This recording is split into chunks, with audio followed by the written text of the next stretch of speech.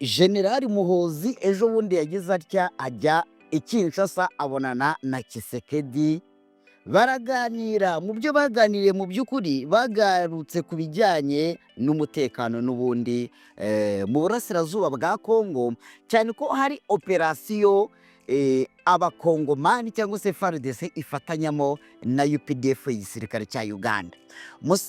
Uyu nguyu Muhoza avuyeyo yaravuze ngo wazarendo munyitege ngiye kubahigira hasi hejuru, wazarendo ngiye kubahigira hasi hejuru.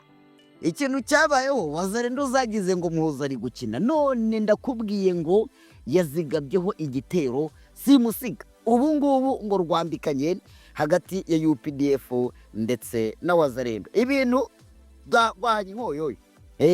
Ni mu gihe kandi nanone General Muhozi yagize gutya rwose afata umugabo wari ushinzwe ubutasi yitwa Generali James Birungi, agira gutya rwose ahita amwohereza iyo ngiyo gukorera i Bujumbura, kuba witwa military attaché gukorera muri ambasade.